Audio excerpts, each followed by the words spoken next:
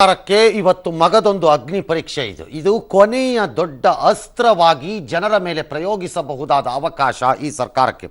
ಒಂದು ಕಡೆ ಅಂದುಕೊಂಡ ರೀತಿಯಲ್ಲಿ ಜಿಎಸ್ಟಿಯ ಎಲ್ಲ ಕಾರ್ಯಗಳು ನಡೆಯದಿರುವ ಹಿನ್ನೆಲೆಯಲ್ಲಿ ಪರ್ಟಿಕ್ಯುಲರ್ಲಿ ಜನವರಿಯ ಮಾಸಿಕದಲ್ಲಿ ವರ್ಷಕ್ಕೆ ತಿಂಗಳಿಗೆ 1,00,000 ಕೋಟಿ ರೂಪಾಯಿಗಳ ತೆರಿಗೆ ಸಂಗ್ರಹದ ಗುರಿ ಸಿಕ್ಕಿದ್ದರೂ ಆದರೆ ಆಡಳಿತಾತ್ಮಕವಾಗಿ ಅದು ಸೃಷ್ಟಿ ಮಾಡುತ್ತಿರುವಂತಹ ಮಹಮ್ಮೇರಿ ಸಮಸ್ಯೆಗಳನ್ನು ಎದುರಿಸಲು ಸಾಧ್ಯವಾಗದಿರುವುದು ಮಗದೊಂದು ಕಡೆ. ಈಗಾಗಲೇ ನಿರುದ್ಯೋಗ ಪ್ರಮಾಣ ವಿಚಾರದಲ್ಲಿ ದೇಶವ್ಯಾಪಿ ಚರ್ಚೆಯಾಗಿರುವುದೆಲ್ಲವೂ ಇವರ ಮೇಲೆ ಬಿದ್ದಿರುವ ಬಹುದೊಡ್ಡ ಹೊಣೆಗಾರಿಕೆ. ಅದಕ್ಕಿಂತ ಇಂಪಾರ್ಟೆಂಟ್, ಕೃಷಿ ಕ್ಷೇತ್ರದಲ್ಲಿ ದೀರ್ಘಕಾಲದಿಂದ ಕಳೆದ 1-1.5 ವರ್ಷದಿಂದ ಹೆಚ್ಚು ಕಡಿಮೆ ನಡೆಯುತ್ತಿರುವ ಹೋರಾಟಗಳೇನಿವೆ ಅಥವಾ ಕೃಷಿಕರ ಕೂಗೇನಿದೆ ಅದಕ್ಕೆ ಕೇಂದ್ರ ಸರ್ಕಾರ ಒಂದು ರೀತಿಯಲ್ಲಿ ಸ್ಪಂದಿಸಲೇ ಇಲ್ಲವೇನೋ ಎಂಬ ಭಾವನೆ ಹಾದಿ ಬೀದಿಗಳಲ್ಲಿ ನಿರ್ಮಿತವಾಗಿರುವ ಹಿನ್ನೆಲೆಯಲ್ಲಿ ಕೃಷಿ ಕ್ಷೇತ್ರವು ಗ್ರಾಮೀಣ ಕ್ಷೇತ್ರವು ಮಗದೊಂದು ಸವಾಲೇ. ಇನ್ನು ಮಧ್ಯಮ ವರ್ಗದವರಿಗೆ ಬಹುಶಃ ಟ್ಯಾಕ್ಸು ತೆರಿಗೆಗಳ ವಿಚಾರದಲ್ಲಾಗಲಿ ಮತ್ತೊಂದಾಗಲಿ ಮಗದೊಂದಾಗಲಿ ಲಾಭಗಳು ಏನು ಸಿಕ್ಕುತ್ತವೆ ಕೊನೆಯ ಬಾರಿಗೆ ಅನ್ನೋದಾದ್ರಿಂದ ಅದು ಭಾರತೀಯ ಜನತಾ ಪಕ್ಷದ ಬಹುದೊಡ್ಡ ಮತ ಬ್ಯಾಂಕಿನ ಕ್ಷೇತ್ರವಾದ್ದರಿಂದ ಅರ್ಬನ್ ಏರಿಯಾಸ್. ಬಿಕಾಸ್ ಪ್ರತಿ ಸರ್ವೆ ತೋರಿಸ್ತಾ ಇದೆ ಕಳೆದ ಚುನಾವಣೆಗಳಲ್ಲಿ ಅರ್ಬನ್ ಕಾನ್ಸ್ಟಿಟ್ಯೂಯನ್ಸೀಸಲ್ಲಿ ಕ್ಷೇತ್ರಗಳಲ್ಲಿ BJP ಅದ್ಭುತವಾದ ಪರ್ಫಾರ್ಮೆನ್ಸನ್ನು ಮಾಡ್ಕೋತಾ ಇದ್ದ. ಹಾಗಿದ್ರೆ ಅವರಿಗೇನು ಕೊಡಬಹುದು ಕೊನೆ ಕ್ಷಣದಲ್ಲಿ? ಇನ್ನು ಶ್ರೀಮಂತ ಕಾರ್ಪೊರೇಟ್ ವಲಯ ಅಥವಾ ಕಂಪನಿಗಳ ವಲಯದಲ್ಲಿ ವಿಪರೀತವಾದ ಗೊಂದಲಗಳು ಮತ್ತು ಸಾಕಷ್ಟು ಅಸಮಾಧಾನ ಮೂಡಿರುವ ಹಿನ್ನೆಲೆಯಲ್ಲಿ ತೆರಿಗೆ ನೀತಿಗಳನ್ನು ಜಾರಿಗೆ ತರುವ ರೀತಿಯಲ್ಲಿ ಪರ್ಟಿಕ್ಯುಲರ್ಲಿ ಕೆಲವು ಕಂಪನಿಗಳನ್ನು ಹ್ಯಾಂಡಲ್ ಮಾಡಿರೋ ರೀತಿಯಲ್ಲಿ ಅವರಿಗೂ ಕೋಪ ಇರೋ ಕಾರಣ ಅವರಿಗೇನು ಸಿಕ್ಕತ್ತೆಂದು ಈ ಎಲ್ಲ ಹೊಸ ಸವಾಲುಗಳು ಹಳೆಯ ಸವಾಲುಗಳನ್ನು ಹೊಸದಾಗಿ ಮೈಮೇಲೆ ಹಾಕಿಕೊಂಡಿರುವಂತಹ ಪಿಯೂಷ್ ಗೋಯಲ್ ಅರುಣ್ ಜೇಟ್ಲಿ ಅವರ ಅನುಪಸ್ಥಿತಿಯಲ್ಲಿ ಇವತ್ತು ಬಜೆಟನ್ನು ಮಂಡನೆ ಮಾಡ್ತಾ ಇದ್ದಾರೆ. ಅರುಣ್ ಜೇಟ್ಲಿ ಅವರು ಆರೋಗ್ಯದ ದೃಷ್ಟಿಯಿಂದ ಅಮೆರಿಕದ ಆಸ್ಪತ್ರೆಯಲ್ಲಿ ಚಿಕಿತ್ಸೆ ಪಡೆಯುತ್ತಿರುವ ಹಿನ್ನೆಲೆಯಲ್ಲಿ 15 ದಿನಗಳ ಹಿಂದೆಯಷ್ಟೇ ಗೋಯಲ್ ಅವರಿಗೆ ಈ ಜವಾಬ್ದಾರಿಯನ್ನು ಕೊಡಲಾಗಿದೆ. ಒಂದು ಕಡೆ ಇಡೀ ಬಜೆಟ್ಟಿನ ಈ ಪ್ರಕ್ರಿಯೆ ಒಂದು ರೀತಿ ವೆಲ್ ಆಯಿಲ್ಡ್ ಮೆಷಿನ್ ಥರ ಕೆಲಸ ಮಾಡುತ್ತೆ ಅನ್ನೋದು ನಮಗೆಲ್ಲ ಗೊತ್ತಿದ್ದರೂ ಒಬ್ಬ ಹಣಕಾಸು ಮಂತ್ರಿ 4 ವರ್ಷಗಳ ಬಜೆಟನ್ನು ಇಟ್ಟಾಗ ಆತನಿಗೆ ಒಂದು ದಾರಿ ಇರುತ್ತೆ, ನಾನು ಹೀಗೆ ಮಾಡ್ಕೊಂಡು ಹೋಗ್ತಾ ಇರ್ತೀನಿ ಅನ್ನೋದು. ಆ ದಾರಿಯನ್ನು ಈಗ ಸಡನ್ನಾಗಿ ಅರ್ಥ ಮಾಡ್ಕೊಂಡು ಇವರು ಏನು ಮಾಡ್ತಾರೋ ಗೊತ್ತಿಲ್ಲ ಅಥವಾ ಏನು ಕೇಳಿಸ್ಕೊಂಡಿದ್ದಾರೋ ಐಡಿಯಾ ಇಲ್ಲ. That is A huge challenge on Piyush Goyal, particularly election ವರ್ಷ ಆದ್ದರಿಂದ. ಈಗಷ್ಟೇ ಪಿಯೂಷ್ ಗೋಯಲ್ ಅವರು ರಾಷ್ಟ್ರಪತಿಗಳ ಅಂಕಿತವನ್ನು ಪಡೆದುಕೊಂಡು ಸಾಂಪ್ರದಾಯಿಕವಾಗಿ ಅಂಕಿತ ಅಂದರೆ ಅವ್ರಿಗೊಂದು ಇನ್ಫಾರ್ಮ್ ಮಾಡ್ತಾರೆ ಅಷ್ಟೇನೆ, ಅವ್ರಿಗೊಂದು ಇನ್ಫಾರ್ಮ್ ಮಾಡಿ ಬಂದಿದ್ದಾರೆ. ಈಗಾಗಲೇ ಸಂಸತ್ ಭವನವನ್ನು ಅವರು ತಲುಪಿದ್ದಾರೆ. ನಿಮ್ಮ ಸ್ಕ್ರೀನ್ ಮೇಲೆ ನೋಡ್ತಾ ಇದ್ದೀನಿ. ಸಂಸತ್ ಭವನಕ್ಕೆ ಹೋದ ನಂತರ ಇದು ಒಂದು ಪ್ರಕ್ರಿಯೆಯ ಪ್ರಕಾರ, ನಿಯಮಗಳ ಪ್ರಕಾರ ಪಿಯೂಷ್ ಗೋಯಲ್ ಕೇಂದ್ರ ಸಚಿವ ಸಂಪುಟದಲ್ಲಿ ಈ ಬಜೆಟನ್ನು ಮಂಡಿಸಲು ತಮ್ಮ ಅನುಮತಿಯನ್ನು ಪಡೆಯುತ್ತಾರೆ. ಆ ನಿರ್ಣಯ ಆಗತ್ತೆ. ಭಾಳ ಹಿಂದೆ ಕರ್ನಾಟಕದ ಬಜೆಟ್ನಲ್ಲಿ ದೋಸ್ತಿ ಸರ್ಕಾರ 2020 ಇದ್ದಾಗ ಯಡಿಯೂರಪ್ಪನವರು ಸಚಿವ ಸಂಪುಟದ ಸಭೆಯಲ್ಲಿ ಇದಕ್ಕೆ ಅನುಮತಿಯನ್ನು ಪಡೆದ ನಂತರ ಕೆಲವು ಘೋಷಣೆಗಳನ್ನು ಮಾಡಿಬಿಟ್ಟರು ಬಜೆಟ್ನಲ್ಲಿ ಅನ್ನೋದು ಒಂದು ಆರೋಪ ಇತ್ತು. ಭಾಳ ಹಿಂದೆ ಇತ್ತು, ಒಮ್ಮೆ ಮಾಡಿದ್ರು ಅವರ ಕೆಲಸನಂತ. ಟ್ರೆಡಿಷನಲಿ ಜನರಲಿ ಮಾಡಬಾರ್ದು, because what ever cabinet approves ಅದನ್ನು ತರಬೇಕು. ಈಗ ತರ್ತಾರೆ, 11 ಗಂಟೆಗೆ ತಮ್ಮ ಲೆಕ್ಕಾಚಾರವನ್ನು ಮಂಡಿಸ್ತಾರೆ. ಹಾಗಿದ್ರೆ ಭಾರತೀಯ ಜನತಾ ಪಕ್ಷದ ಮುಂದೆ ಇರಬಹುದಾದ ಬಹುದೊಡ್ಡ ಸವಾಲೇನು ಅಂದರೆ ರಾಜಕೀಯವಾದ ಸವಾಲು, ಆರ್ಥಿಕವಾಗಿಂತ ಹೆಚ್ಚು ಅಂತ ಎಲ್ಲರ ಲೆಕ್ಕಾಚಾರ. ಪಂಚ ಸಮರದಲ್ಲಿ ಸೋತ ಹಿನ್ನೆಲೆಯಲ್ಲಿ ಪರ್ಟಿಕ್ಯುಲರ್ಲಿ ರಾಜಸ್ಥಾನ, ಮಧ್ಯಪ್ರದೇಶ ಮತ್ತು ಛತ್ತೀಸ್ಗಢದಲ್ಲಿ ಸೋತಿರುವ ಹಿನ್ನೆಲೆಯಲ್ಲಿ ರಾಜಕೀಯವಾಗಿ ಏನು ಮಾಡ್ತಾರೆ ನರೇಂದ್ರ ಮೋದಿಯವರು ಈ ಬಾರಿ ಜನಪ್ರಿಯತೆಯ ವಿಚಾರದಲ್ಲಿ ಅನ್ನೋದು ಬಹುಜನರನ್ನು ಕಾಡ್ತಾ ಇದೆ. ಎಲ್ಲರನ್ನೂ ಓಲೈಸಲು ಹಲವಾರು ಯೋಜನೆಗಳನ್ನು ತರಬಹುದು ಎಂಬುದು ಒಂದು ಲೆಕ್ಕಾಚಾರ. ಬಹುಜನರ ನಂಬಿಕೆ ಮತ್ತು ನಿರೀಕ್ಷೆಗಳ ಪ್ರಕಾರದಲ್ಲಿ ಅದು ಇರುತ್ತೋ ಇಲ್ವೋ ಗೊತ್ತಿಲ್ಲ. ಓಟ್ ಆನ್ ಅಕೌಂಟ್ ಲೇಖಾನುದಾನ ಅಂದಿದ್ರು, ಈಗ ಅದನ್ನು ಕ್ಲಾರಿಫೈ ಮಾಡಿದ್ದಾರೆ. It will be an interim budget, ಮಧ್ಯಂತರ ಬಜೆಟ್ ಆಗಿರುತ್ತೆ.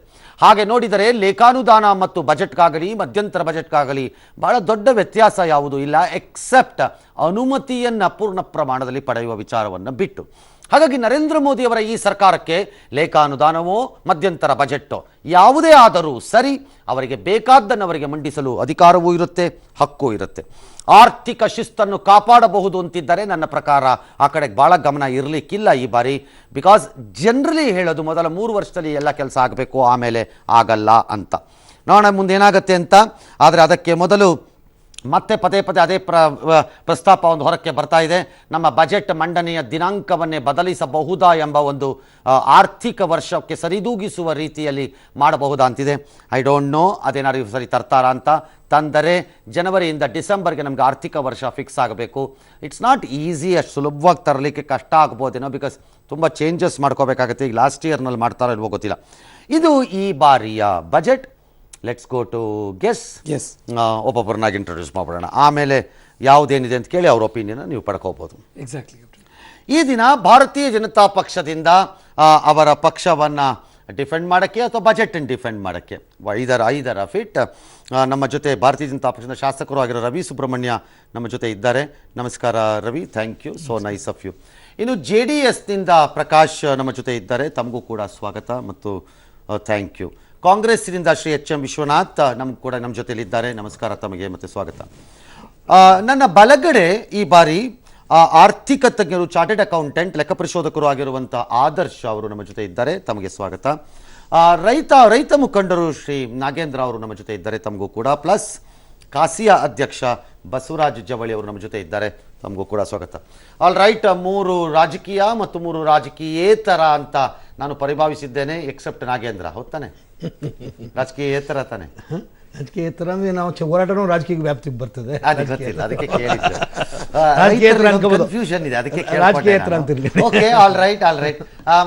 3 ಆರ್ಥಿಕ ತಜ್ಞರು ಮತ್ತು ರಾಜಕೀಯೇತರ ಮತ್ತು ರಾಜಕೀಯದ ಗೆಸ್ಟ್ಗಳ ಜೊತೆ ಮುಂದಕ್ಕೆ ಹೋಗೋದಕ್ಕೆ I just want to ask you one thing before ಅವ್ರಿಗೆ ಹೋಗಕ್ಕೆ ಮುಂಚೆ. ಈಗ ಕರ್ನಾಟಕದಲ್ಲಿ ಕೂತಿರೋರೆಲ್ಲ ಯಾಕೆ ಈ ಬಜೆಟ್ ಕಡೆ ತಿರುಗಿ ನೋಡಬೇಕು?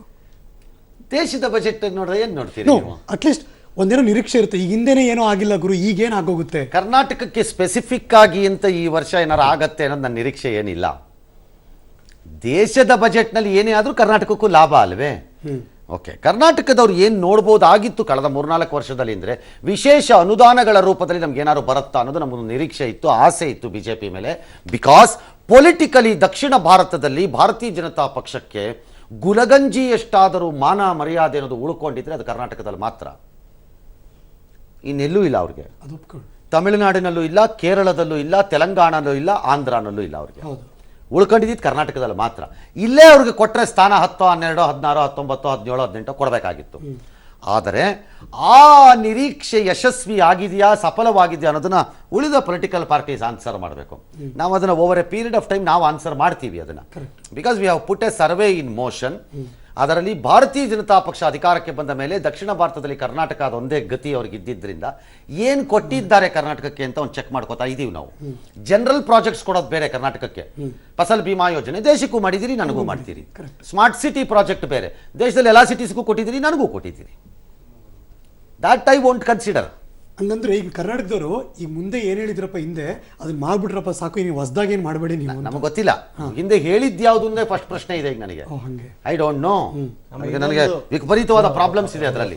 ವಿ ವಿಲ್ ಕಮ್ ಬ್ಯಾಕ್, ಅದಕ್ಕೆ ವಾಪಸ್ ಬರ್ತೀವಿ ಆ ಯೋಜನೆಗಳು ಏನು ಅನ್ನೋಕ್ಕೆ. For example, government supported special schemes ಕರ್ನಾಟಕಕ್ಕೆ ಒಂದು ಮುದ್ದಿನ ಮಗುವಾಗಿ ದಕ್ಷಿಣ ಭಾರತದಲ್ಲಿ ಏನಾದ್ರು ಸಿಕ್ತಾ ಅನ್ನೋ ಪ್ರಶ್ನೆ ನಮ್ಮನ್ನ ಕಾಡಕ್ಕೆ ಪ್ರಾರಂಭ ಮಾಡುತ್ತೆ ಈಗ, ಬಿಕಾಸ್ 4 ವರ್ಷ ಆಗೋಗಿದೆ. ಅದಕ್ಕೆ ಆಮೇಲೆ ಬರೋಣ, ಲೆಟ್ ಅಸ್ ಸಿ.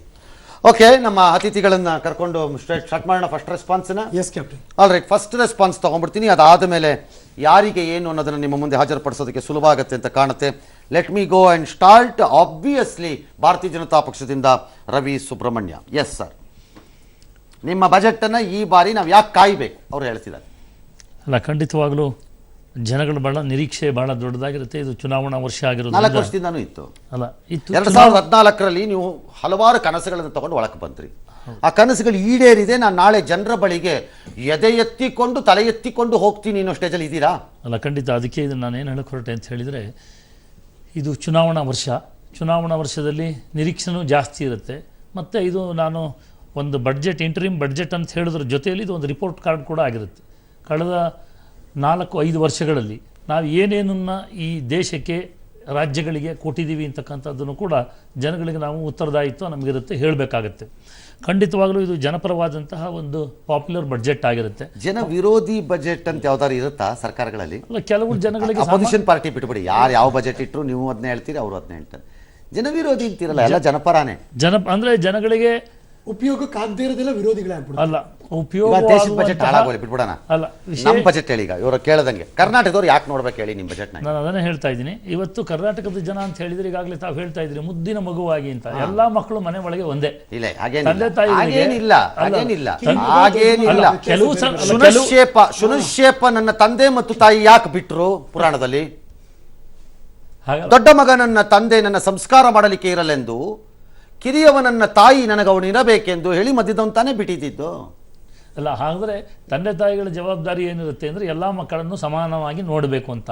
ಆದ್ರೆ ಅಲ್ಲಿ ಯಾವ್ದಾದ್ರು ರೋಗ ಸಮಾನವಾಗಿ ನೋಡೋದಾದ್ರೆ ನಾವ್ ಯಾಕೆ ನಿಮ್ಮನ್ನ ಎಕ್ಸ್ಟ್ರಾ ಪ್ರೀತಿಯಿಂದ ನೋಡ್ಬೇಕು? ಕರ್ನಾಟಕದವರು ನೋಡ್ಬೇಕು. ಮಧ್ಯದಲ್ಲಿ ಯಾವುದೋ ಒಂದು ರೋಗಗ್ರಸ್ತವೋ ಇನ್ನೇನಾರು ಆಗಿದ್ರೆ ಅದಕ್ಕೊಂದು ವಿಶೇಷವಾದಂತದ್ದನ್ನ ಅನುಕಂಪಗಳನ್ನು ನಾವು ಪರವಾಗಿಲ್ಲ. ಅಲ್ಲ, ಅದಕ್ಕೆ ಹೇಳಿದ್ದು, ಅದಕ್ಕೆ ಹೇಳ್ತಾ ಇರೋದು ನಾವು ಕರ್ನಾಟಕ ರೋಗಗ್ರಸ್ತರಾಗಿಲ್ಲ.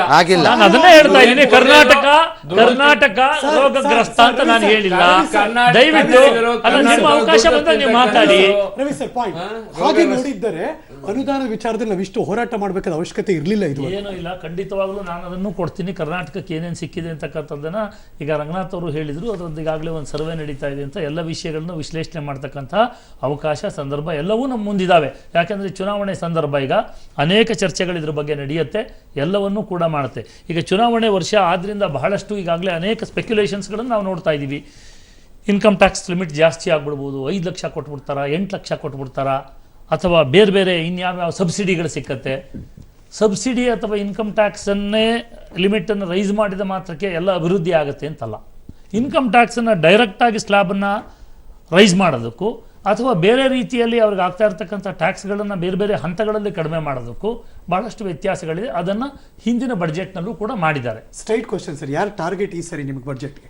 ಇವತ್ತು ಅದರಲ್ಲಿ ಯಾರು ಕ್ಲಾಸ್ ಅಲ್ಲ, ಎಲ್ಲ ವರ್ಗಗಳು ಕೂಡ ಇವತ್ತು. ಯಾಕೆ ಅಂತ ಹೇಳಿದರೆ ಇವತ್ತು ದೇಶದ ಬೆನ್ನೆಲುಬಾಗಿರ್ತಕ್ಕಂಥ ರೈತ, ಅವನನ್ನು ನಾವು ಗಮನಿಸಬೇಕಾಗಿದೆ. ಯುವಕ ಸಮುದಾಯವನ್ನು ಗಮನಿಸಬೇಕಾಗಿದೆ, ಮಹಿಳೆಯರನ್ನೂ ಗಮನಿಸಬೇಕಾಗಿದೆ. 2 ವರ್ಷದಿಂದ ಗಮನಿಸಕ್ಕಾಗಲಿಲ್ಲ ನಿಮಗೆ? 4.25 ವರ್ಷ. 2 ವರ್ಷ. ಒಂದು ನಿಮಿಷ ನಾನು ಮಾತಾಡ್ತೀನಿ. ಅಲ್ಲ, ಹೇಳ್ತಾ ಇದ್ದೀನಿ 4.25 ವರ್ಷಗಳಿಂದ ಪ್ರತಿ ವರ್ಷವೂ ಗಮನಿಸಬೇಕು. ಚುನಾವಣೆ ಸಂದರ್ಭ ಆಗಿರ್ತಕ್ಕಂಥದ್ರಿಂದ ನಿರೀಕ್ಷೆ ಜಾಸ್ತಿ ಇರುತ್ತೆ. ಈಗಾಗಲೇ ಇನ್ಫ್ಲೇಷನ್ ರೇಟ್ ಏನಿತ್ತು ಅಂತ ಹೇಳ್ತಕ್ಕಂಥದ್ದನ್ನು ಕೂಡ ಮಾಡಬೇಕು. ಇವತ್ತು ಇನ್ಫ್ಲೇಷನ್ ಕಡಿಮೆ ಮಾಡಲಿಕ್ಕೆ ಹೇಗೆ ಸಾಧ್ಯ ಆಯಿತು? ರವಿ, IMF ಭಾರತವನ್ನ ಯಾವ ರೀತಿ ನೋಡ್ತಾ ಇದೆ?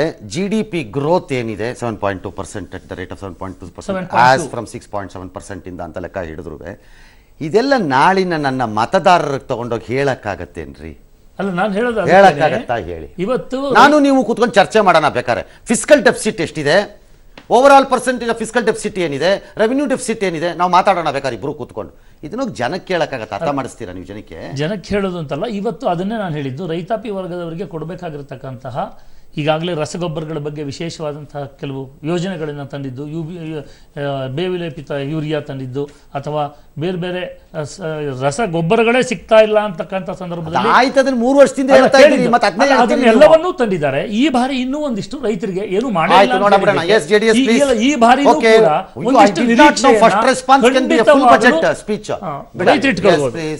ನಮ್ಮಲ್ಲಿ ವಿಶೇಷ ಮಮಕಾರ ಬಿಡಿ, ಮಾಲ್ತಾಯಿ ಧೋರಣೆ ಮಾಡದೇ ಇದ್ರೆ ಸಾಕಾಗಿದೆ. ಇವತ್ತು 4.25 ವರ್ಷದಲ್ಲಿ ತಾವು ಹೇಳಿದ್ರಿ 17 ಜನ ಲೋಕಸಭಾ ಸದಸ್ಯರನ್ನ ಕೊಟ್ಟರು. ಮೊನ್ನೆ ನಡೆದಂಥ ವಿಧಾನಸಭಾ ಚುನಾವಣೆಯಲ್ಲಿ 104 ಜನ MLAಗಳನ್ನ ಗೆಲ್ಸ್ಕೊಟ್ಟಿದ್ದಾರೆ ಆ ಪಕ್ಷಕ್ಕೆ. ಒಂದು ಏನಾದ್ರು ಪ್ರೀತಿ ಇಟ್ಕೊಳ್ಳೋ ಬದಲು ಎಲ್ಲರಲ್ಲೂ ತಾರತಮ್ಯ ಮಾಡಿದ್ದಾರೆ. ಇವತ್ತು ಮಹಾರಾಷ್ಟ್ರಕ್ಕೆ ಏನು ಕೊಡ್ತಾರೆ, 4,500 ಕೋಟಿ ಅನುದಾನ ಕೊಡ್ತಾರೆ, ನಮಗೆ 300 ಕೋಟಿ ಅನುದಾನ ಕೊಡ್ತಾರೆ. ಇದು ನಡ್ಕೊಂಬಂದಿರ್ತಕ್ಕಂಥದ್ದು. ಇವತ್ತು ಏನು ದೇಶದ 5 ರಾಜ್ಯಗಳ ಚುನಾವಣೆ ಫಲಿತಾಂಶ ಬಂದ ಮೇಲೆ ಮತ್ತು ಈ ನಡೀತಕ್ಕಂಥ ಲೋಕಸಭಾ ಚುನಾವಣೆ ಸರ್ವೆಗಳು ಏನು ಹೇಳ್ತಾ ಇದೆ, ಇವತ್ತು ಎಲ್ಲ ಕಡೆ ಅಂಗ್ ಪಾರ್ಲಿಮೆಂಟ್ ಬರ್ತದೆ ಅನ್ನೋದನ್ನು ಗಮನದಲ್ಲಿ ಇಟ್ಕೊಂಡು ಇವರು ಆ ಅಂಗ್ ಪಾರ್ಲಿಮೆಂಟ್ನ ಅವ್ರ ಪರವಾಗಿ 280 ರೀಚ್ ಆಗಲಿಕ್ಕೆ ಏನಾದ್ರು ಸರ್ಕಸ್ ಮಾಡ್ತಾರ ಅನ್ನೋ ನಿರೀಕ್ಷೆ ನನಗಿದೆ ಸರ್. Yes please. ಕಾಂಗ್ರೆಸ್ ನಿನ್ನೆ ಮಾಡದಿದ್ದವ್ರು ಇವತ್ತು ಮಾಡ್ತಾರೆ ಅನ್ನೋ ನಮಗೇನು ನಂಬಿಕೆ ಇಲ್ಲ. ಮಾಡಿದ್ರು ಕೂಡ ಜನರಿಗೆ ತಲುಪೋದಕ್ಕೆ ಇನ್ನು 1 ವರ್ಷ ಬೇಕದಕ್ಕೆ. ಸೊ ಅಚ್ಚೇ ದಿನ ಬರೋದಕ್ಕೆ ಸಾಧ್ಯ ಇಲ್ಲ. ನಿಮ್ಗೆ ಸಣ್ಣ ಉದಾಹರಣೆ ನಾನು ಹೇಳೋದು, ಕರ್ನಾಟಕದ ಮಟ್ಟಿಗೆ ಹೇಳಬೇಕು ಅಂತಂದರೆ ಕೊಡಗು ಮತ್ತು ಮಲೆನಾಡು ಭಾಗದಲ್ಲಿ ಭಾರಿ ದೊಡ್ಡ ಪ್ರಮಾಣದ ಸಮಸ್ಯೆ ಆಯಿತು. ಸುಮಾರು 18 ಜಿಲ್ಲೆಗಳು ಇವತ್ತು ಬರದಿಂದ ಸಾಯ್ತಾ ಇದ್ದಾವೆ. ಇಂಥ ಪರಿಸ್ಥಿತಿ ಒಳಗೆ ಕೇಂದ್ರ ಸರ್ಕಾರ ಏನು ಮಾಡಿದೆ? ನೀವು ಫಸಲ್ ಬಿಮಾ ಯೋಜನೆ ತಂದ್ರಿಯಪ್ಪ, ನನಗೂ ಸಂಬಂಧಪಟ್ಟಿದ್ದು, ನಾನು ರೈತ. 1,80,000 ಕೋಟಿ ರೂಪಾಯಿ ಹಣನ ನೀವು ಜನರಿಂದ ನೀವು ತೊಗೊಂಡು ವಾಪಸ್ ಕೊಟ್ಟಿದ್ದು ಇಡೀ ದೇಶಕ್ಕೆ ಕೊಟ್ಟಿದ್ದು 46,000 ಕೋಟಿ. ಜನರನ್ನೆಲ್ಲ ಲೂಟಿ ಮಾಡಿದ್ ಬಿಟ್ಟರೆ ಜನರಿಗೆ ವಾಪಸ್ ಏನು ಕೊಡಲಿಲ್ಲ. ಉದ್ಯೋಗ ಸೃಷ್ಟಿದು ಈಗಾಗಲೇ ನೀವು ನೋಡ್ತಾ ಇದ್ದೀರಿ, NSSOನ ವರದಿನ ನೀವು ನೋಡ್ತಾ ಇದ್ದೀರಾ.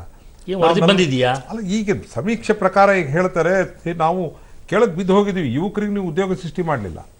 ನೀವು ವರದಿ ಬರೋದಕ್ಕೆ ಮುಂಚೆನೇ ಹಾಗೆ ವರದಿ ಬಗ್ಗೆ comment ಮಾಡೋದಿದೆಯಲ್ಲ, ಮಾತಾಡ್ತೀನಿ, ತಪ್ಪು. ಸ್ವಲ್ಪ ಇರ್ರಿ. ಇಲ್ಲ, ಈಗ ಯುವಕರದ್ದು ಉದ್ಯೋಗ ಸೃಷ್ಟಿ ಆಗಿಲ್ಲ. ಈ ಉದ್ಯೋಗ ಅಂದ್ರೆ ಎಲ್ಲಿ ಸೃಷ್ಟಿ ಆಗ್ಬೇಕು ನಿಮ್ಮ ಪ್ರಕಾರ ವಿಶ್ವನಾಥ್? ಸರ್, ನಾನು ಎಲ್ಲಿ ಸೃಷ್ಟಿ ಆಗ್ಬೇಕು? ನೋಡಿ, ಉದ್ಯೋಗ ಭಾರಿ ದೊಡ್ಡ ಉದ್ಯೋಗ ಸೃಷ್ಟಿ ಆಗೋದು. ಉದ್ಯೋಗ ಅಂದರೆ ಸುಮ್ಮನೆ ಜನರಲ್ ಸ್ಟೇಟ್ಮೆಂಟ್ ಮಾಡಬೇಡಿ, ಕ್ವಿಕ್ ಆಗಿ ಅವ್ರ ಕಡೆಗೆ ಹೋಗ್ಬೇಕು. ನಾನು ಉದ್ಯೋಗ ಅಂದರೆ ಎಲ್ಲಿ ಸೃಷ್ಟಿ ಆಗಬೇಕು? ಸರ್ಕಾರಿನಾ? ಅಲ್ಲ, ನಾನು ಒಂದು ಹೇಳ್ತೀನಿ. ಎಲ್ಲಿ ನೋಡಿ, ನಿಮ್ಮ ಭಾಗದಲ್ಲಿ, ಮಲೆನಾಡು ಭಾಗದಲ್ಲಿ ಕೃಷಿ ಲೇಬರ್ ಸಿಗ್ತಿದಾರಾ ನಿಮಗೆ? ನಿಮ್ಗೆ ಬೇಕಾದ ರೀತಿ ಸಿಗ್ತಿದಾರಾ ಈಗ? ಸರ್, ಕಾರಣ ಅಗ್ರಿಕಲ್ಚರ್ ಇಂಪ್ರೂವ್ ಆಗಿರೋದು. ಅಗ್ರಿಕಲ್ಚರ್ ಚೆನ್ನಾಗಿರೋದ್ರಿಂದ. ನೋಡಿ, ನನಗೊಂದು ರಂಗನಾಥಣ್ಣ, ಇಲ್ಲ, ಸ್ಮಾಲ್ ಇಂಡಸ್ಟ್ರೀಸ್ ಅಲ್ಲಿ ವರ್ಕರ್ ಸಿಗ್ತಿದಾರಾ? ಇಲ್ಲ. ನಾನು ಹೇಳೋದು ನಿಮಗೆ ಉದ್ಯೋಗ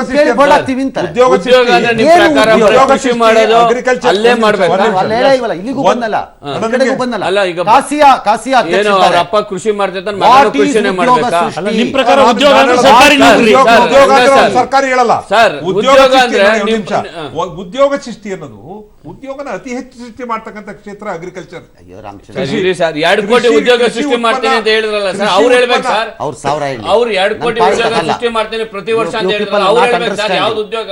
ನೀವೆಂದು ಉದ್ಯೋಗ ಸೃಷ್ಟಿ ಕೈ ಹಾಕಿಲ್ಲ ಹಂಗಾಗಿ ನಾನು ಹೇಳ್ತೀನಿ ಕೇಳಿ. ಈಗ ನನ್ನ ಆಫೀಸ್ನಲ್ಲಿ 30 ಪೋಸ್ಟ್ ಖಾಲಿ ಇದೆ. ನನ್ನ ಆಫೀಸಲ್ಲಿ ಖಾಲಿ ಇದೆ. ಈಗ ನನಗೆ ಬೇಕು, ಅರ್ಜೆಂಟ್ 30 ಜನ ನಾನು ತೊಗೊಂಡ್ಬಿಡ್ತೀನಿ ಬೇಕಾದ್ರೆ. ಇವಾಗ ನಾಳೆ ಬೆಳಗ್ಗೆ ತೊಗೋತೀನಿ, ನನಗೇನು ಪ್ರಾಬ್ಲಮ್ ಇಲ್ಲ. ಬಟ್ ನಾನು ಕಾಲ್ ಮಾಡಿದ್ರೆ ನನಗೆ ಬರಲ್ಲ. ಅಂದ್ರೆ ಸ್ಕಿಲ್ಡ್ ಕಾಸಿಯಾ ಅನ್ನೋರು ಬಡ್ಕೋತಾ ಇರೋದು ಅದನ್ನೇ ಪದೇ ಪದೇ.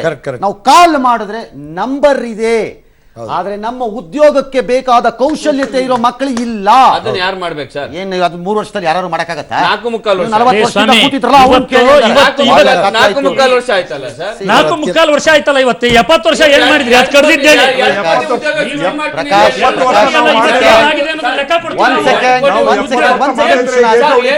ಪ್ರಯತ್ನ ಪಟ್ಟಿದ್ದಾರೆ ಹೇಳ್ಬೇಕಲ್ಲ. ಅದನ್ನೇ ಹೇಳ್ತಾ ಇದೀವಿ.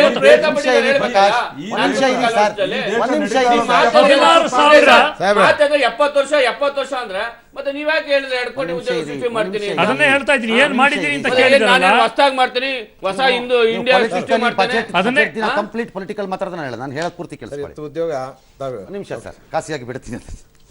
ಸಿ, ಅಗ್ರಿಕಲ್ಚರ್ ಸೆಕ್ಟರ್ಗೆ ಕೊಡಬೇಕಾಗಿದ್ದ ಹೆಲ್ಪನ್ನು ಕೊಡಬೇಕಾದ ಸಮಯದಲ್ಲಿ ಈ ಸರ್ಕಾರ ಕೊಡೋದರಲ್ಲಿ ಸಂಪೂರ್ಣವಾಗಿ ವಿಫಲರಾಗಿದ್ದಾರೆ ಅಂತ ನೀವು ಹೇಳಿದ್ರೆ ನಾನು ಒಪ್ಕೋತೀನಿ. ನಾವು ಒಪ್ಕೋತೀನಿ. ಅದೇ ಕಾರಣ. ಒಂದು ನಿಮಿಷ, ನಾವು ಒಪ್ಕೋತೀನಿ. ಬಟ್ ಉದ್ಯೋಗ ಸೃಷ್ಟಿ ಅನ್ನೋದನ್ನ ಬರೀ ಕೃಷಿ ಕ್ಷೇತ್ರದ ಬ್ಯಾಕ್ಗ್ರೌಂಡ್ ಅಲ್ಲಿ ನೋಡಬೇಡಿ. It has to be seen in manufacturing and industrial side also. Industrial and manufacturing side ಅಲ್ಲಿ ನಮಗಿರೋ ಪ್ರಾಬ್ಲಮ್ ಏನು ಅಂತ ಹೇಳ್ತೀನಿ. ಫಾರ್ ಎಕ್ಸಾಂಪಲ್, ಸಾಫ್ಟ್ವೇರ್ ಇಂಡಸ್ಟ್ರಿ ಏನು ಹೇಳ್ತಾರೆ ಗೊತ್ತಾ ಅವರು? ನನಗೆ 90, 80, 60, 70% ಅಷ್ಟು ಮಕ್ಕಳು ಆಚೆ ಬರ್ತಿರೋದು they are not employable. The trouble is ಇಲ್ಲಿ. ಇನ್ಸ್ಟಿಟ್ಯೂಷನ್ಸು ಮಕ್ಕಳನ್ನ ಆಚೆ ಕಳಿಸ್ತೀವಿ ಸರ್ಟಿಫಿಕೇಟ್ ಕೊಟ್ಟು, ಎಂಪ್ಲಾಯಬಲ್ ಆಗ್ತಿಲ್ಲ. ಪ್ರಾಬ್ಲಮ್ ನಮ್ಗೆ ಅಲ್ಲಿರೋದೀಗ ಉದ್ಯೋಗದಲ್ಲಿ. ಈಗಲೂ ನಾನು ನಿಮಗೆ ಬೆಟ್ಸ್ ಕಟ್ತೀನಿ. ಇವತ್ತು ಬೆಂಗಳೂರು ಮಹಾನಗರದಲ್ಲಿ 2 ಲಕ್ಷ ಉದ್ಯೋಗ ಇದೆ, ಎಲ್ಲ ಸೆಕ್ಟರ್ಸು ಸೇರಿಸ್ಕೊಂಡ್ರೆ ನೀವು ಬೇಕಾದ್ರೆ. ಎಂಪ್ಲಾಯಬಲ್ ಅಲ್ಲ. ನಾನು ಟೆಸ್ಟ್ ಕೊಟ್ಟರೆ ನನಗೆ ಕನ್ನಡ ಬರೆಯೋಕ್ಕೆ ಬರೋ ಮಕ್ಕಳೇ ಸಿಕ್ಕಲ್ಲ. ಸರ್ಟಿಫಿಕೇಟ್ ಇದೆ ಮಕ್ಕಳ ಹತ್ರ, ಡಿಗ್ರಿ ಇದೆ ಮಕ್ಕಳ ಹತ್ರ. ಡಿಗ್ರಿ ಆಗಿರುವವರು, ಪತ್ರಿಕೋದ್ಯಮ ಡಿಗ್ರಿ ಆಗಿರುವವರು ಅಂತ ನಾನು ಕರಿತೀನಿ, ಬರ್ತಾರೆ ಕರೆಕ್ಟಾಗಿ. ಪಾಪ ಡಿಗ್ರಿ ಇದೆ, ಅವ್ರಿಗೆ ಯಾವ ತಪ್ಪು ಇಲ್ಲ ಅದ್ರಲ್ಲಿ ಪಾಪ. But they are not employable. Trouble ಇಲ್ಲಿದೆ. ದಟ್ ಡಸಂಟ್ ಮೀನ್ ಅಗ್ರಿಕಲ್ಚರ್ ಸೆಕ್ಟರ್ಗೆ ಅವ್ರು ಏನೋ ಮಾಡ್ಬಿಟ್ಟಿದ್ದಾರೆ ಅಂತ ನಾನು ಹೇಳ್ತಿಲ್ಲ. ಯಾಕೆ ಅಂದರೆ 1.5 ವರ್ಷದಿಂದ ಈ ದೇಶದಲ್ಲಿ ರೈತರು ರಸ್ತೆಗೆ ಇಳಿದಾಗ this government should have responded ಅಲ್ವಾ? Should have responded. ಕೂತ್ಕೊಂಡ್ಬಿಟ್ಟು ಜೋಕ್ ಮಾಡೋದಲ್ಲ. ಬಿಜೆಪಿನವರು ಸಾಲ ಮನ್ನಾ ಮಾಡಿದ್ರು, ಯಾವಾಗ ಕೊಡ್ತೀರಿ, ಡೊಂಗಿ ಹೊಡಿತಿದ್ದೀರಿ ನೀವು ಸ್ಟೇಟ್ ಗೌರ್ಮೆಂಟ್ನವರು ಅಂತ ಹೊಡೆಯೋದಲ್ಲ. 44,000 ಕೋಟಿ ರೂಪಾಯಿ ನಾವು ಒಬ್ಬ ರಾಜ್ಯ ಸರ್ಕಾರದಲ್ಲಿ ತಗೋತೀವಿ ಅನ್ನೋದಿದ್ರೆ ನಾಳೆ ಬೆಳಿಗ್ಗೆ ಕೊಡಬೇಕು ಅನ್ನೋ ನಿರೀಕ್ಷೆನ ನೀವು ಹೆಂಗ್ ಮಾಡ್ತೀರಿ? ಬಿಜೆಪಿಯವರು ಹೆಂಗ್ ಮಾಡ್ತೀರಿ? ಯಾವ ರಾಜ್ಯದಲ್ಲಿ ಆಗತ್ತದು ಕೆಲಸ? ಯಾವ ರಾಜ್ಯದ budget it has to be done over a period of time. 5 ವರ್ಷದಲ್ಲೋ 4 ವರ್ಷದಲ್ಲೋ ಸ್ಪೇಸ್ ಔಟ್ ಮಾಡ್ಕೊಳ್ಳೇಬೇಕು ನೀವು ಆ ಬಜೆಟ್ಗೆ ದುಡ್ಡು. ನೀವು ಅದನ್ನು ಮಾಡದೆ, ಅಥವಾ ಕೇಂದ್ರದಿಂದ ನಾವು ಕಾಸು ಕೊಡಿಸ್ತೀವಿ, ಒಂಚೂರು ಹೆಲ್ಪ್ ಮಾಡ್ತೀವಪ್ಪ, ನೀವು ಮಾಡ್ರಪ್ಪ, ನಾವು ಮಾಡ್ತೀವಿ ಅನ್ನೋದು ಬಿಡ್ಬಿಟ್ಟು ನೀವು ನಾವೆಲ್ಲ ಮಾಡಿದ್ದೀವಿ ಅಂತ ಹೊಡೆದ್ಬಿಟ್ರೆ ಬೊಗಳೆ. ಬಟ್ ಉದ್ಯೋಗ ಸೃಷ್ಟಿಗೆ I have my own observations. ಒಂದು ಹಣ ಉದ್ಯೋಗಕ್ಕೆ ಅಗ್ರಿಕಲ್ಚರ್ ಯಾಕೆ ದೊಡ್ಡ ಫೀಲ್ಡ್ ಅಂತ ಅಂದ್ರೆ ರಾ ಮೆಟೀರಿಯಲ್ ಬರಬೇಕಾದ್ದು ಅಗ್ರಿಕಲ್ಚರ್ ಇಂದ ಫ್ಯಾಕ್ಟರಿಗಳಿಗೆ ಬೇರೆ ಬೇರೆ ದಿಕ್ಕುಗಳಿಗೆ. ಲಾಸ್ಟ್ ಪಾಯಿಂಟ್ ಹೇಳ್ಬಿಡ್ತೀನಿ ಅಗ್ರಿಕಲ್ಚರ್ ಸೈಡ್ದು ಏನಾಗುತ್ತೆ ಅಂತ. ನಾನು ರಾತ್ರಿ ಹೇಳಿದ್ದೀನಿ, ಕ್ವಿಕ್ಕಾಗಿ ಹೇಳ್ತೀನಿ ಅಷ್ಟೇ, ಜಸ್ಟ್ ಫಾರ್ ಇನ್ಫಾರ್ಮೇಷನ್. ಗ್ರಾಮೀಣ ಭಾಗದಲ್ಲಿ ನಮ್ಮ ಮಕ್ಕಳುಗಳಿಗೆ ಶಿಕ್ಷಣವನ್ನು ಕೊಡುವಂತಹ ವ್ಯವಸ್ಥೆಗಳು ಸ್ಟ್ರಾಂಗ್ ಆಗಿದೆ, ಭಾಳ ಸ್ಟ್ರಾಂಗ್ ಆಗಿದೆ ನಮ್ಮದಲ್ಲಿ. ಬಿಕಾಸ್ ಶಿಕ್ಷಣದ ಕಡೆಗೆ ಒತ್ತು ಕೊಟ್ಟಿದ್ದೀವಿ ನಾವು. ಎಲ್ಲ ಗ್ರಾಮೀಣ ಭಾಗದಲ್ಲಿರೋ ಮಕ್ಕಳುಗಳು ಶಿಕ್ಷಣದ ವ್ಯಾಪ್ತಿ ಒಳಗೆ ಬಂದುಬಿಡ್ತೀವಿ. ಡಿಗ್ರಿ ಮಾಡುತ್ತವೆ, ಡಬಲ್ ಡಿಗ್ರಿ ಮಾಡುತ್ತವೆ, MA ಮಾಡುತ್ತವೆ, ಏನೇನೋ ಮಾಡ್ಕೊಂಡ್ಬಿಡ್ತವೆ ಆ ಮಕ್ಕಳು. ಮಾಡಿಕೊಂಡ ಮೇಲೆ ಅವುಗಳು they are not staying back, because ನಾನು ಓದಿರೋದಕ್ಕೆ ಅದು ಅಲ್ಲ ಅಂತ ಅವುಗಳ ಲೆಕ್ಕಾಚಾರ. They are either migrating or trying to migrate. So the trouble is, ಈಗ ನಿಮಗೆ ಅಲ್ಲಿ ಉದ್ಯೋಗಗಳಿವೆ, ಅದಕ್ಕೆ ಬೇಕಾದ ಜನ ಇಲ್ಲ. ಬಿಕಾಸ್ ಮೊದಲಲ್ಲಿ ಜನ ಸಿಗ್ತಿದ್ರು, ಈಗ ಅಲ್ಲಿ ಎಜುಕೇಷನ್ ಆಗ್ತಿರೋದು ಸರಿ ಇರೋದ್ರಿಂದ ಆಚೆ ಬರ್ತಾ ಇವೆ ಮಕ್ಕಳು. ನಿಮಗೆ ಮಕ್ಕಳು ಸಿಕ್ಕಲ್ಲ, ಹುಡುಗರು ಸಿಕ್ಕಲ್ಲ, ಹೊಸಬ್ರು ಸಿಕ್ಕಲ್ಲ. This is the trouble of the agricultural. ಇವತ್ತು ನಮಗೆ ಹಿಂದೆ ನಮಗೆ ಸಿಗ್ತಿದ್ರು ಜನ, ಇವತ್ತು ಸಿಗಲ್ಲ ಜನ. That is the trouble. ಆ ಮಕ್ಕಳು ತಪ್ಪು ಅಂತ ನಾನು ಹೇಳಿಲ್ಲ. MA ಮಾಡ್ಕೊಂಬಿಟ್ಟು ಅವನು ಪಾಪ ರಾಂಗು ಅಲ್ಲ ಅಗ್ರಿಕಲ್ಚರ್ ಮಾಡಿದ್ರೆ. ಸರ್ ಯಾಕೆ ಕೇಳಲ್ಲ ಸರ್? ಅಲ್ಲ, ಅಗ್ರಿಕಲ್ಚರ್ ಲಾಭದಾಯಕ ಆದ್ರೆ ಅವ್ನು ಪೇಟೆಗೆ ಯಾಕೆ ಬರ್ತಾನೆ? ಪೇಟೆಗೆ ಯಾಕೆ ಬರ್ತಾನೆ? ಅಲ್ಲೇ ಮಾಡ್ತಾನೆ. ಅಗ್ರಿಕಲ್ಚರ್ ಲಾಭದಾಯಕ ಆಗ್ಬೇಕಲ್ಲ. 2 ವರ್ಷದಲ್ಲೋ 3 ವರ್ಷದಲ್ಲೋ ಅಗ್ರಿಕಲ್ಚರ್ ಲಾಭದಾಯಕ ಮಾಡಿರುವಂತ ಒಂದು ದೇಶ ಯಾವ್ದಾದ್ರು ಇದೆಯಾ? ಇಲ್ಲ, ಯಾವ್ದಾದ್ರು ಇದೆಯಾ ನಂಗೆ ತೋರಿಸ. 2-3 ವರ್ಷದಲ್ಲಿ ಅದಕ್ಕೊಂದು ಪ್ರಯತ್ನನೂ ನಡೀಬಾರ್ದ? ರೈತರು ಕೃಷಿ ವಲಯದಲ್ಲಿ ಅಷ್ಟೊಂದು ಸಮಸ್ಯೆಗಳಿವೆ, ರೈತರು ನೇಣಾಕೊಂಡು ಸಾಯ್ತಾ ಇದ್ದಾರೆ. ಅಂತ ಕಡೆ ಹೋಗಿ ಕೆಲಸಕ್ಕೆ ಯಾರು ಸಿಗ್ತಾರೆ ಸರ್ ನಿಮ್ಗೆ? ಸಿದ್ದರಾಮಯ್ಯ ಸರ್ಕಾರದಲ್ಲಿ ಎಷ್ಟು ಅಲ್ಲ, ನಾನು ಯಾವ್ದೇ ದೋಸ್ತಿ ಮಾಡ್ಕೊಂಡು ಕೂತಿದ್ದಾರೆ. ಇಡೀ ದೇಶದಲ್ಲಿ ನಾನು ಪೊಲಿಟಿಕಲ್ ಆಗಿ ಯಾವುದೇ ದೇಶದಲ್ಲಿ ಕೃಷಿ ವಲಯದಲ್ಲಿ ನಿಮ್ಗೆ ಲೇಬರ್ ಸಿಗಬೇಕು ಎಕ್ಸ್ಪೆಕ್ಟ್ ಮಾಡ್ತಾರೆ.